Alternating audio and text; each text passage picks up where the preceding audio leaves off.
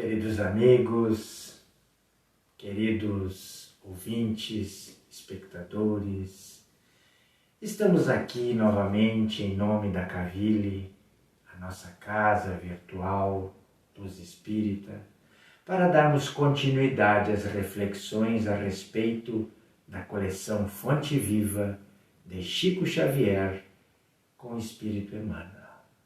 Como temos dito, aqui o Espiritismo nos convida a uma reflexão sobre as leis naturais e os valores espirituais a partir da nossa própria consciência, dentro da lógica, da harmonia, com sabedoria e caridade.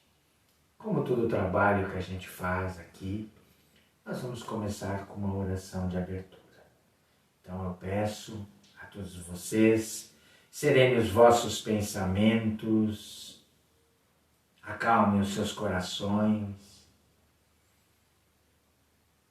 livrem-se de todo o pensamento de tristeza, de angústia, de raiva, para que possamos nos elevarmos ao Pai Criador, ao Mestre Jesus, este amigo de todas as horas, e pedir que nos fortaleça, que nos abençoe, que possamos continuar desfrutando de sua imensa paz, do seu imenso amor, que possamos ser abençoados pelos prepostos de Jesus, de Maria, neste momento em que precisamos tanto de suas legiões de espíritos benfazejos, para que nos amparem, nos fortaleçam, nos incutam coragem, estimule a nossa fé, a nossa esperança, a fim de que possamos vencer a prova e fazer jus ao auxílio que estamos recebendo. Muito obrigado por tudo, Mestre. Que assim seja. Então, queridos amigos, nos comentários da coleção Fonte Viva, nós começamos pelo livro Caminho, Verdade e Vida. De lá estamos trazendo interpretações do Evangelho nas lições dos apóstolos do Cristo Jesus, comentadas, refletidas pelo Espírito Emmanuel.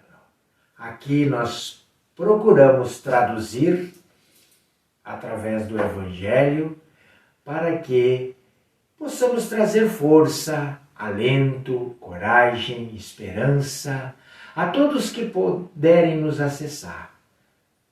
Sobretudo porque estamos num momento de muita dificuldade, de muita dor, de muito sofrimento, passando por uma pandemia que nos remeteu a profundas reflexões sobre o nosso comportamento, tanto de natureza individual como coletivo.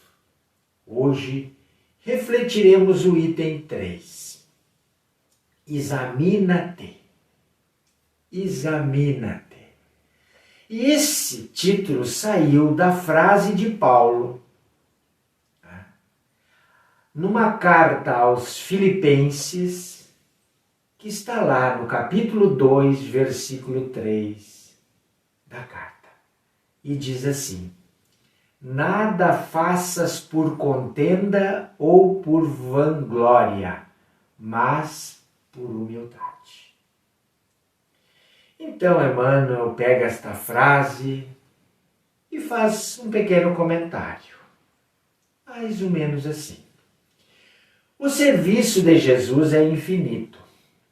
Na sua órbita há lugar para todas as criaturas e para todas as ideias sadias na sua expressão substancial. Se na ordem divina cada árvore produz segundo a sua espécie, no trabalho cristão cada discípulo contribuirá conforme a sua posição evolutiva. A experiência humana não é uma estação de prazer. O ser humano permanece em função de aprendizado e nessa tarefa é razoável que saiba valorizar a oportunidade de aprender, facilitando, desta forma, o mesmo ensejo aos demais semelhantes. O apóstolo Paulo compreendeu essa verdade, afirmando que nada deveremos fazer por espírito de contenda ou vanglória, mas sim por humildade. Quando praticardes, então, alguma ação que ultrapassa o quadro das suas obrigações diárias, examina o móvel que está te determinando. Se resultou do desejo injusto de supremacia, se obedeceu somente à disputa desnecessária, cuida do teu coração, para que o caminho te seja menos ingrato. Mas se atendeste ao dever, ainda que haja sido mal interpretado, incompreendido, recebe as observações indébitas e passa adiante. Não te incomode. Continua trabalhando em teu ministério, recordando que por servir aos outros com humildade, sem contendas, sem vanglórias, Jesus foi tido por imprudente, foi tido por rebelde, foi tido por traidor da lei e inimigo do povo, recebendo com a cruz a coroa gloriosa. Então é desta forma que Emmanuel faz a sua reflexão sobre o enunciado de Paulo. E onde no Evangelho nós vamos refletir este assunto? Examina-te. Como vamos contextualizá-lo com os ensinamentos do Mestre Jesus? Nas reflexões de Emmanuel, nós percebemos uma clara importância que ele dá ao requisito humildade em nosso comportamento, naquilo que nos propormos a fazer ou não fazer. Emmanuel nos alerta que a vida não é uma jornada de prazeres. Nós sabemos que a vida na Terra é de expiação e provas, portanto, de muitos desafios, de muitos obstáculos, de muitas tarefas, reconstruções e construções. Tendo em vista que também sabemos, e isso é importante, que somos devedores na contabilidade de vida. Erramos muito mais do que acertamos, prejudicamos o nosso perispírito e também a muitos irmãos de jornada. E a advertência do apóstolo Paulo na carta aos Filipenses é justamente no sentido de não fazermos as coisas movido por sentimentos inferiores, por birras, por revides, por mágoas, por despeito, por sentimento de superioridade frente a alguém. Aí que entra o sentido da humildade. Viver o nosso ir e vir com humildade é advertência, é o convite que nos é feito. E no Evangelho, segundo o Espiritismo, no capítulo 7, no item 1, encontramos uma exortação de Jesus no Sermão da Montanha, quando ele fala das bem-aventuranças sobre este assunto. Ele diz: bem-aventurados os pobres de espíritos, pois que deles é o reino dos céus. Evangelho de Mateus, capítulo 5, versículo 3. Este capítulo nos ensina a interpretar a frase de Jesus sobre os pobres de espírito. Também sobre os presunçosos, sobre se elevar e ser rebaixado, sobre orgulho e humildade, e finalmente sobre a finalidade, sobre a missão do ser humano inteligente na Terra. Então, o que se deve entender por pobre de espírito?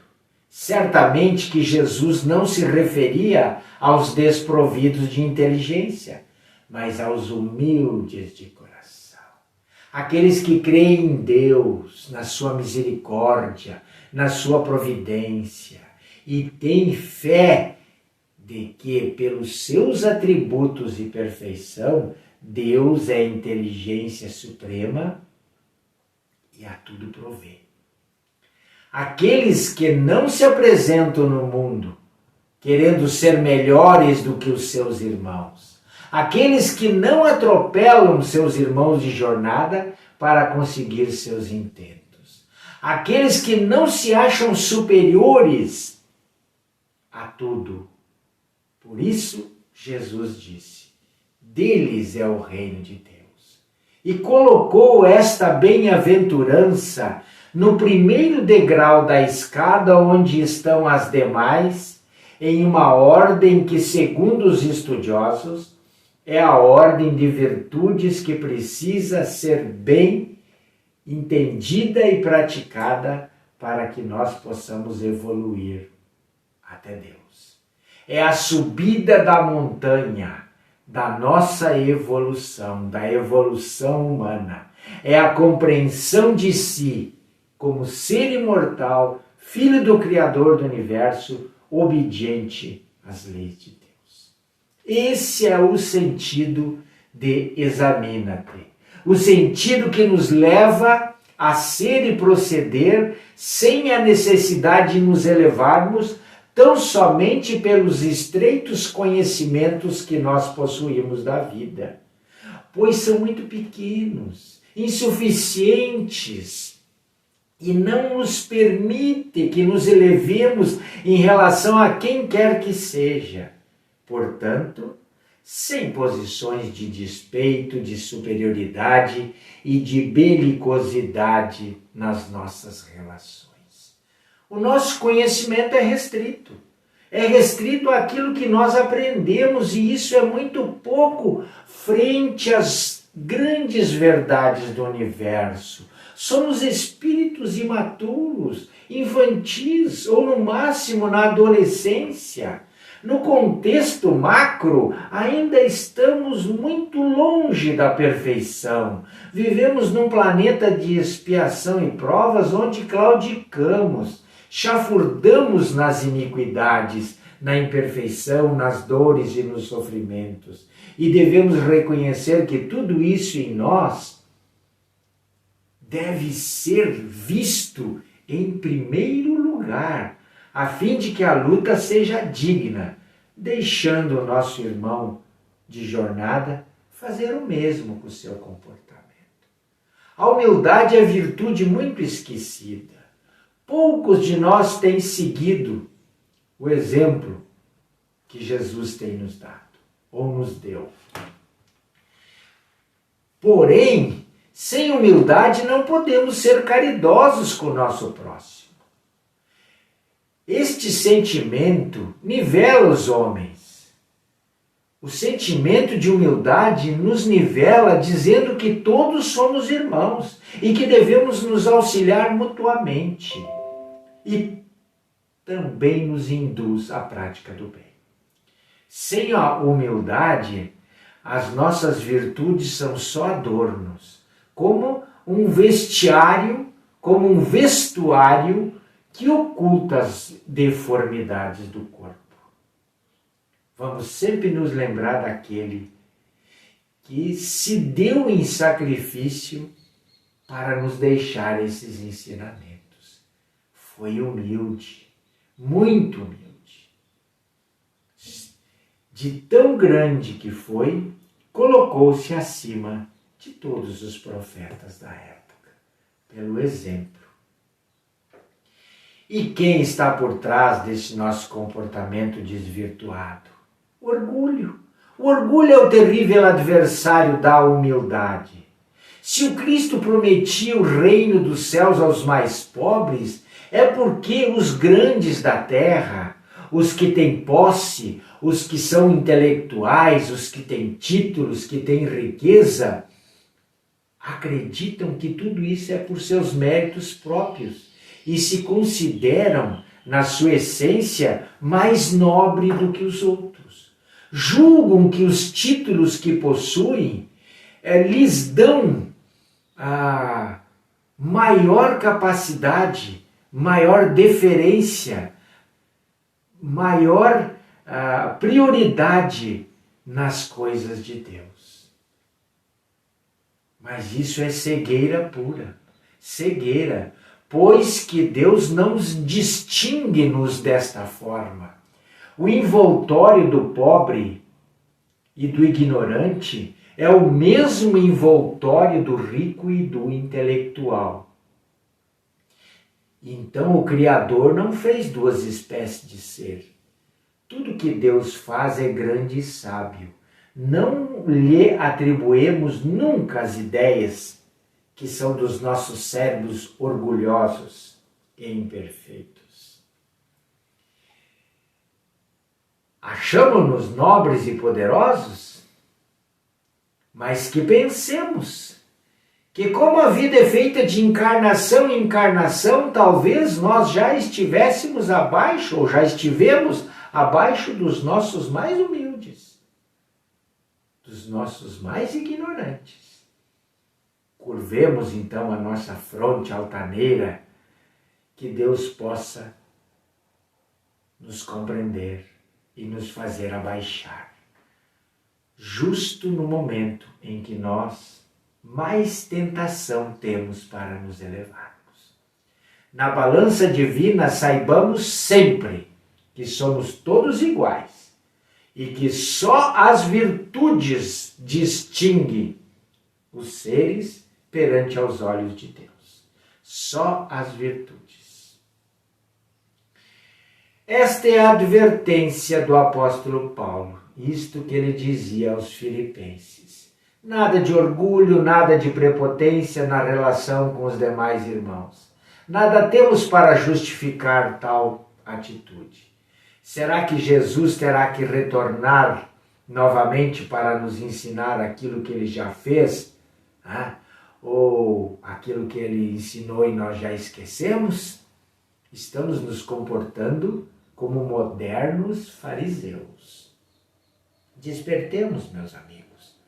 Que a voz das nossas consciências ecoe em nossos corações. Sejamos generosos, caridosos, sem ostentação, isto é, fazendo tudo com humildade.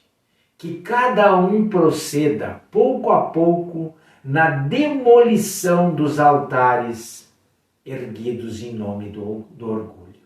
Numa palavra, sejamos verdadeiros cristãos e teremos o reino da verdade, o reino de Deus, à nossa disposição. E não ousemos duvidar da bondade de Deus, quando dela Ele nos dá tantas provas.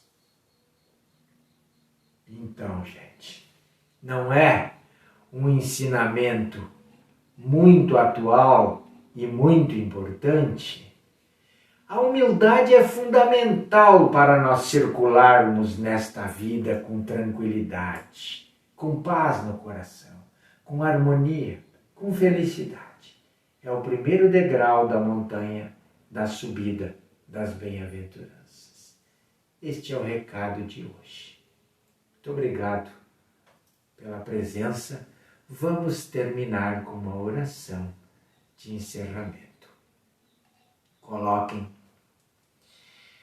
as suas águas junto aos seus aparelhos, serenem os vossos corações, relaxem vossas cadeiras, limpem suas mentes, deixem espaço em vossos corpos para que a ação dos prepostos do Pai e do Mestre atue sobre vós. E vamos orar com Bezerra de Menezes.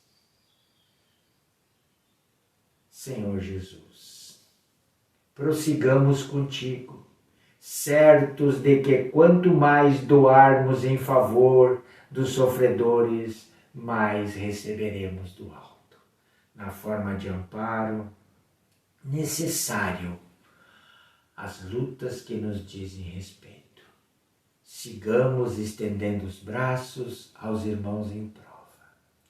Caminhemos olhando para os infelizes, auxiliando conforme nossas forças, convictos de que o Cristo nos vê e nos conduz nos momentos em que somos chamados aos nossos testemunhos inevitáveis. Muito obrigado por tudo, Mestre. Que assim seja. Que assim seja, meus irmãos. Até uma próxima.